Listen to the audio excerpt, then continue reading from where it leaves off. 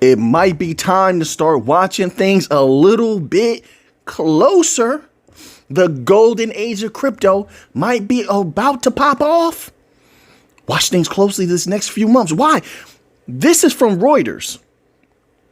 And it says, Ripple Labs, prepare your minds, prepare your ears, folks. It could be a glorious time coming.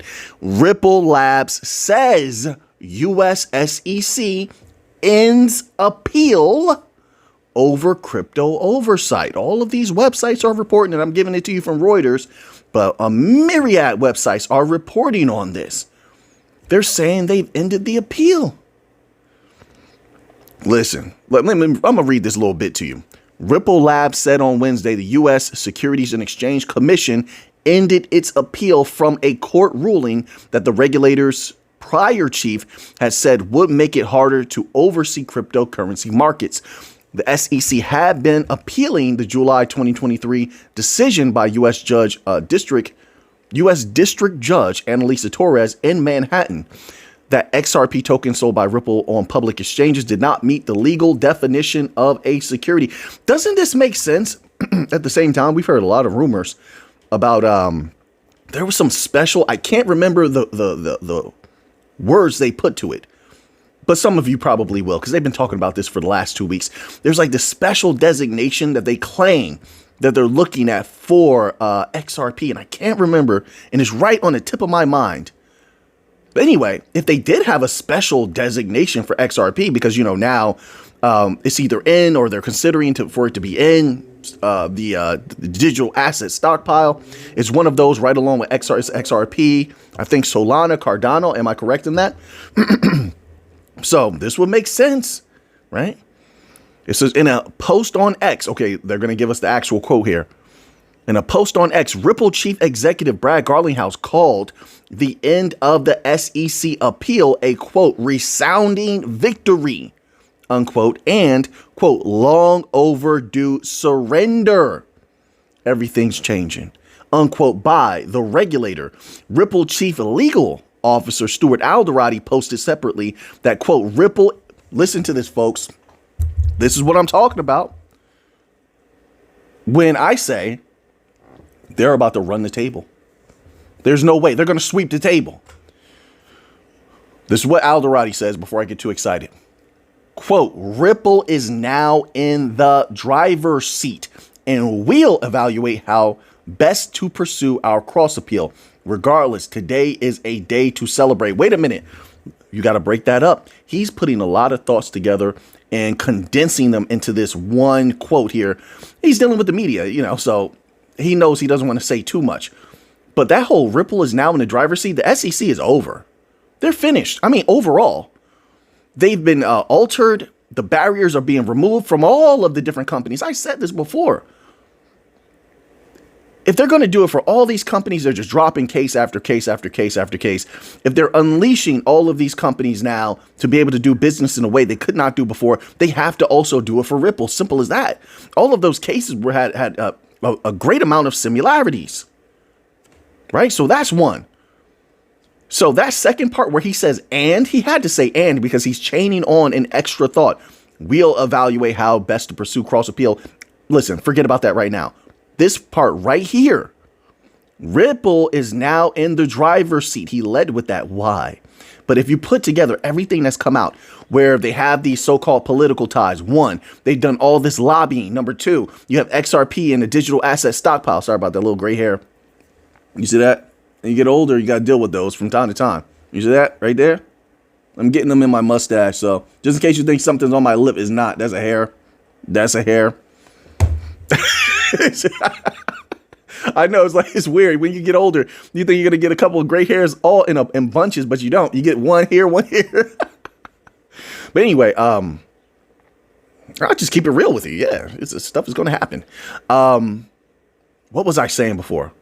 Yeah, okay. So you have XRP in the digital asset stockpile. You had them. Don't forget when they had that bank that they did the custody deal with. That was the first bit of proof that people need.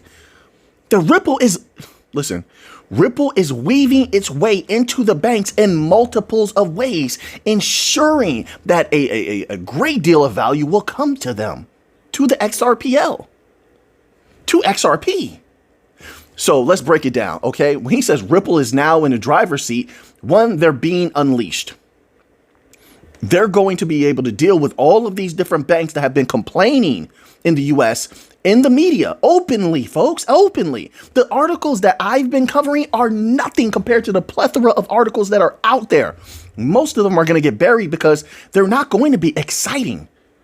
So people are not going to cover them because they're not going to get clicks, and, it doesn't give you this adrenaline pump.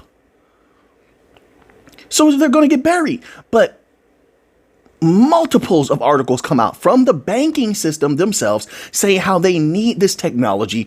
They need to catch up in technology, saying the truth that they need these advanced technologies like DLT and AI. And they're saying it in a variety of ways. So, pardon me, a little air in my chest. So when they say Ripple's in the driver's seat, it's carrying more weight than what I think most are going to ascribe to this. Facts. It's not just, and I want to say this, okay? It's not just DLT companies that see the smorgasbord that has been made in the US. You see, what happened over the years, because the U.S. has been held back in a lot of different ways. My word, I'm telling you right now, the U.S. has been in a bad state. In my humble opinion, you could disagree with that. It's been in a bad state. When you have something in a very dilapidated, archaic state, and you're dealing with a lot of different types of anachronistic thinking, there's money to be made there. Why? Those things need updating. There's money in updating systems. Those things need technology. There's money in providing the technology. Problem, solution. The problem, if you can find a problem, you're going to make money selling the solution. So in the US, whether it's deliberate or not, whether it was a setup or rigged or not, makes no difference right now. That's inconsequential. But what the facts are, is that the US has a bunch of problems. Sorry about that. I don't know what's going on today. It's a weird day today. I felt like some dust got in my throat. But the U.S. has a bunch of problems, and those who have the solutions are going to make a lot of capital off of providing those solutions. And if you're paying attention right now, two things are happening. One, you have all of these large businesses admitting. Why would they do that, folks? Why are they admitting that they have a problem? Why are they admitting they're behind in technology? They're even going as far as admitting that their personnel, their employees are behind the curve, even though they've been giving them advanced training, quote unquote, so-called advanced training. For years, they've been offering advanced trainings, but still the human element, quote unquote, as they call it, hasn't caught up yet. Why are they admitting all of that now? Because they're sending out the signal flare. They're letting everyone know we're about to make some moves. Here's why we are. We're about to adopt a few things and things are going to change. Here's why we're doing it. Before they do that, they have to let the people know why it's going to happen. Okay, so now that we established that they're letting us know something's about to happen, which is going to bring in the golden age, they're letting us know why something's going to happen, then now we can draw our own conclusions using deductive reasoning or any other type of logical reasoning to see that there must be a solution. And if you're a moneymaker, that solution is going to make a lot of money. Some kind of way. People are going to invest in a solution, whether it's DLT, AI, or otherwise. They can see it. It's the same thing happened way back when with a certain thing that happened. And, certain companies were getting in on helping people with a certain situation, situation. And people were diving into certain stocks that skyrocketed because of such. And they made a bunch of money off of that. Listen, folks, I'm telling you now, this is going to be huge. Huge. We're talking, and people they're not grasping or they're not understanding the gravitas of what's about to happen. Thousands of banks, and that's just in the US, thousands need DLT. Now, I'm not standing here proclaiming I know how many banks Ripple is going to take or Algorand is going to take or Solana, Chainlink, or Stellar is going to take. I don't know. I don't work for these companies. I don't know these people. But I'm telling you, if they're going to continue to do good business like Hedera's been doing, they've been working super hard. You see all the stuff they've been doing? Chainlink's been working super hard. Ripple's been working super hard. So if they're going to continue that pattern of hard work, they're going to sweep the table. That means XRP's price. I saw an article here. I just want to put this in here, okay? All right. I try to give you a lot. I'm giving you all the thoughts that I can based on articles I'm reading. You can go look up everything I'm saying and find articles that are related to what I've said. All right. But I see articles like this. Can XRP price hit $5 today? Today? You worry about today? Listen, I can't worry about today. I can't think about today. You know why? I acknowledge today. But the future is so massive. The $5? Come on, man. No. For XRP? My mind is way higher than that. My mind is somewhere when I'm thinking about XRP, I'm just going to say it's much higher. Let's say I'll leave it opaque and obtuse. You make up your own mind how you feel about XRP, but there's no way that I'm even worried about a $5. Or there's no way I'm satisfied with a $5. No way.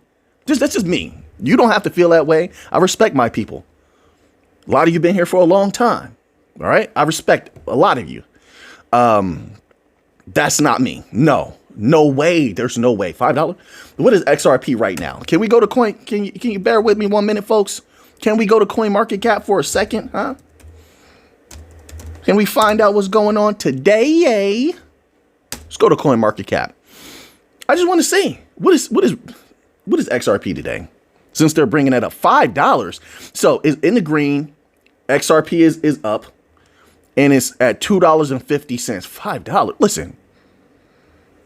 No, XRP will fly at some point. In my humble opinion, not financial advice at all. You're talking interbank payments. You're talking B2B.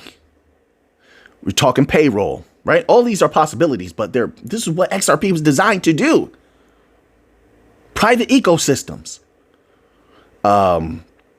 RWA. Did I say RWA? RWA, which Ripple was one of the first to talk about. You got all of these businesses to this day coming out every few days. A new business is talking about RWA, and the money just keeps getting bigger.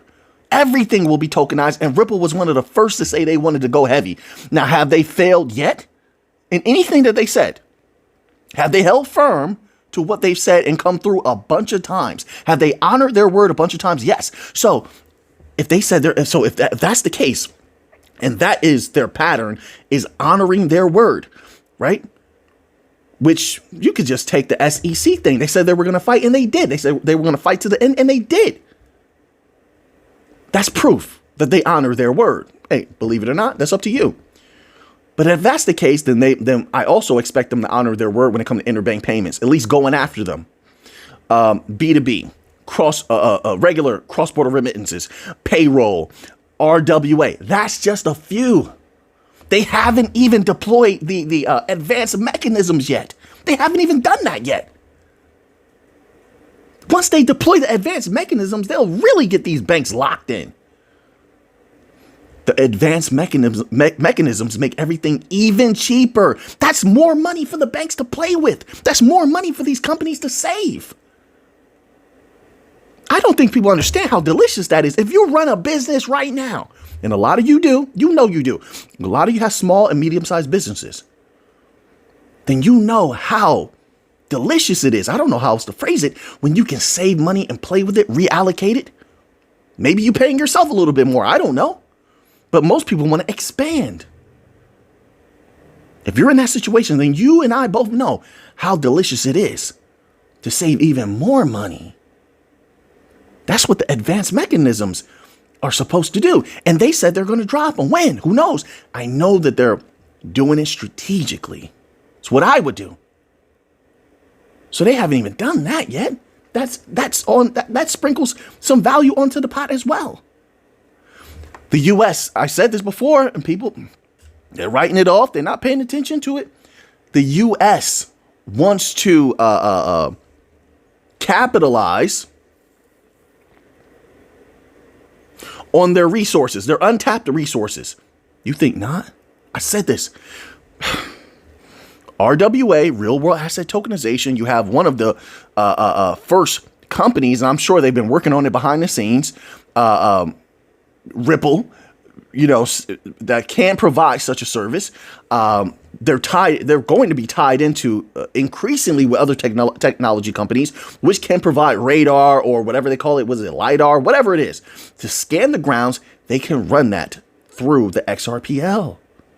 Keep your eyes on things like that.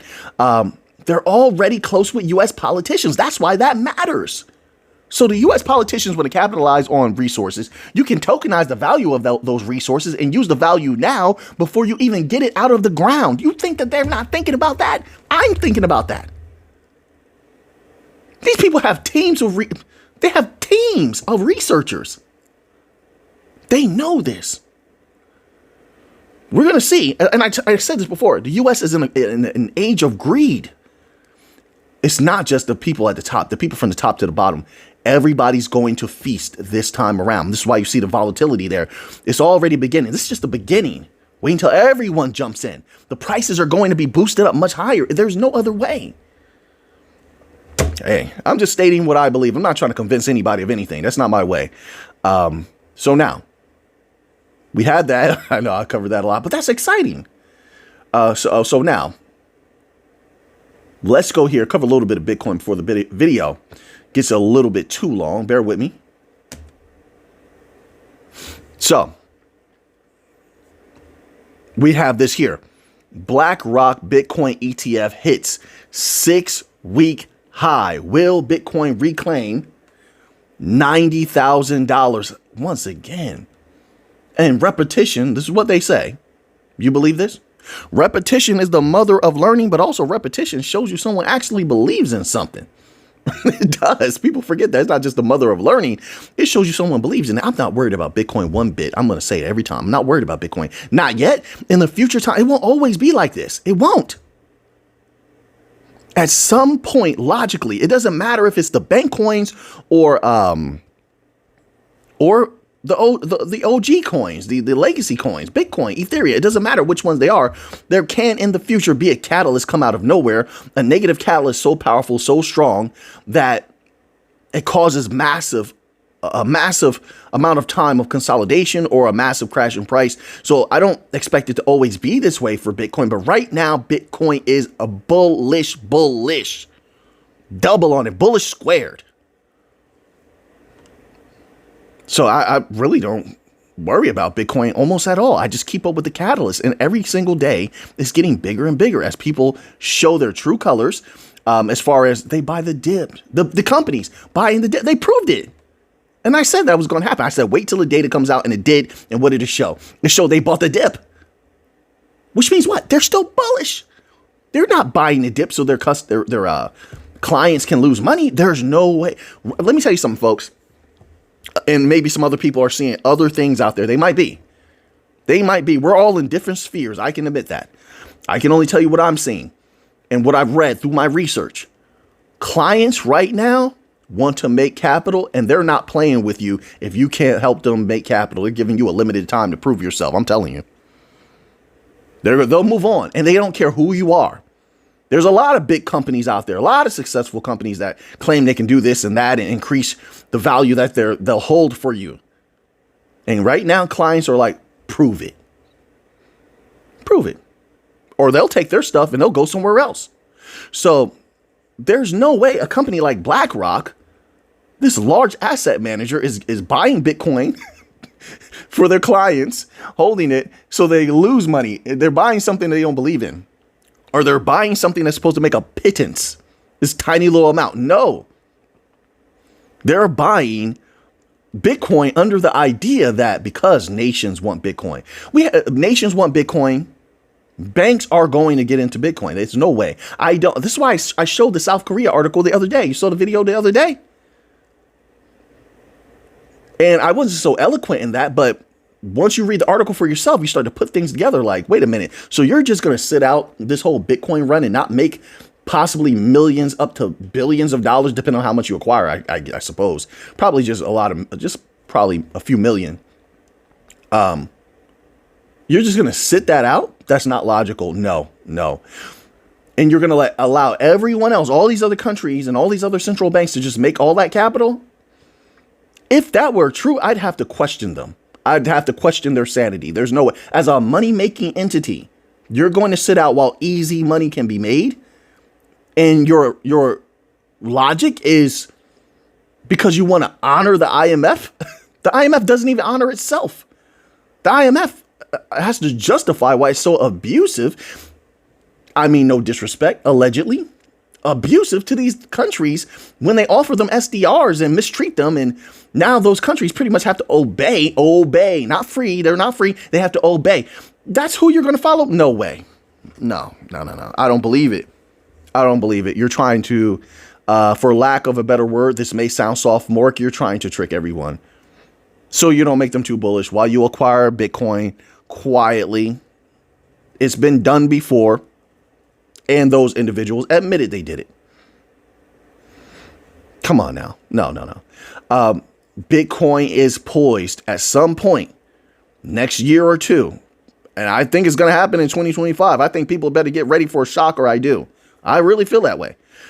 It's poised to explode. And they all know it. That's why they're buying the dip. It wasn't even that much of a dip.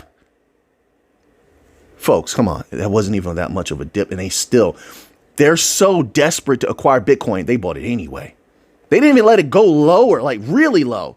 Bloody bear market low. They didn't even let it get there. They're just like, no, we got to get it now. Because they know it can go up again. But let me read this a little bit here. Tuesday, IBIT bought. They bought more. People don't get it. They listen to the article writers. Those article writers, you see the articles? Oh, Bitcoin is down. Oh, the bears are in control. Letting that stuff play with their minds. All that psychological manipulation. Some people just get off on that. They just like to move you back and forth. I don't like that kind of thing. I don't like those kind of people. I don't like manipulators. Maybe you do, to each his own. I'm not putting it down. I'm just saying what I prefer. I don't like that. I like to call it right down the middle. And maybe my viewpoint is different than yours, but I like you to call it down the middle also. Just be honest with me. I said, just be honest with me. But I don't think that's what's happening in those articles, because then you see stuff like this. So Bitcoin is about to have a rough bout of it, according to article writers. But BlackRock is buying as much Bitcoin as they can get their hands on. Right. And they're buying it without a catalyst. Stop, man. There is a catalyst. Of course, there's a multitude of major catalysts. Tuesday, IBIT bought 2,660 Bitcoin. That's on top of the few days before that when they bought somewhere near 300 Bitcoin. Really? It says they bought that for around $217 million after weeks of outflow, because it was a game they played. They played the game. This is a big deal. You don't say. I told people that was going to happen. I told them. I said, watch it data. Didn't I say that? And I told them, watch and see if they buy. And they did. This is what they're saying. This is a big deal. Major investors are buying back in despite price volatility. Why? Yes, thank you for saying that. Despite price volatility, you only do that when something is so mega bullish. You have to stay in. You don't know when it's going to take off. Don't get me wrong. They can manipulate it, try to all they want. You can't control the unknown variables. You can't. And they know that. They know that. There might not be a tomorrow to get in. It might pop off. You don't know when it's going to pop off. Bitcoin is that bullish. I haven't always said that. I just know what it is now. We shall see. I could be wrong. I am but a man, a person. I am not a know-it-all. I am not an absolutist. I could be wrong. I don't think I am. It's just like gold. You see what gold is doing right now? Told you. I told you. I'm only going by the research, what the experts are saying. I'm reading everything that I can. And gold is going to go higher as well. Bitcoin also. So now that you have that information, what are you going to do with it? I know what I'm going to do with it. So until next time, everybody, let's get to the Monday.